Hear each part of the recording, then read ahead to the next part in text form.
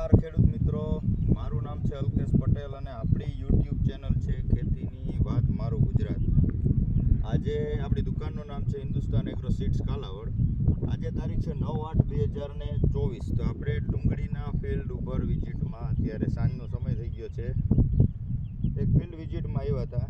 તો તમે ડુંગળીમાં તમને બતાવું છું કે 10 દિવસ પહેલાં આપણે આ સુપિક સોઇલ અપાવેલું.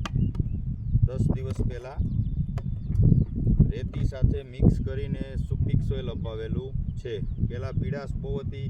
આ ડુંગળીને આજે 1 મહિનો પૂરો થયો છે. 9 તારીખનું વાવેતર છે અને આજે 9 તારીખ થઈ છે, બરાબર. તો 9 તારીખ પછી કન્ટિન્યુ સતત વરસાદ પડી રહ્યો હતો, જેના કારણે ડુંગળી, સુકારા અને પીળી બહુ બધા ખેડૂતોને થઈ ગઈ છે. તો સુપિક સોઇલ વાપરેલું છે તો ડુંગળીની અંદર આટલો વરસાદ પડવા છતાં પણ પીડાશ જોવા મળતી નથી. આખા ખેતરમાં આપણે ચક્કર મારી છે, પીડાશ છે નહીં. તમે નજીકથી બતાવો, નીચે બેસીને બતાવો કે તમે જોઈ શકો છો કે છોડની અંદર પીડાશ જોવા મળતી નથી. 1 મહિનાની ડુંગળી થઈ ગઈ છે, વ્યવસ્થિત ગ્રોથ છે. આપણે સુપિક સોઇલ આપેલું છે. પાયાની ખાતરની અંદર DAP તેમજ ફાડા સલ્ફર અને ધાનું કાનું માઇકોર સુપર એન્ડો માઇકોર હાજર આપણે વિડીયોમાં ભલામણ પણ કરી છે અને ખેડૂતોને વપરાવેલું પણ છે, એટલે એના રિઝલ્ટ ખૂબ સારા છે. આપણે ડુંગળી જોઈ શકો છો.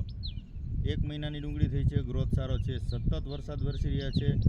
કેરાની અંદર શેવાળ વરી ગયું એટલું ભીનું છે અને વધારે વરસાદના કારણે પાળા પણ ધોવાઈ ગયેલા છે. કન્ટિન્યુ વરસાદના કારણે મિત્રો તમે જોઈ શકો છો. આ પરિસ્થિતિની અંદર પણ સુપિક સોઇલના રિઝલ્ટ ખૂબ સારા છે.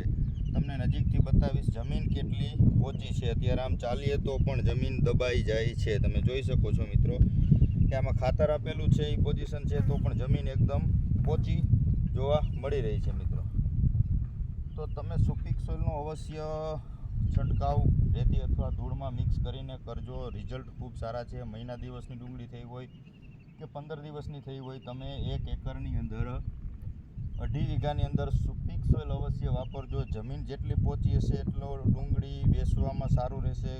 એની જે પીડાશ હશે એ એકદમ દૂર થઈ જશે. જમીન પોચી થશે, અળસિયાનું પ્રમાણ વધશે, જમીન ફળદ્રુપ થશે, રિઝલ્ટ ખૂબ સારા મળશે.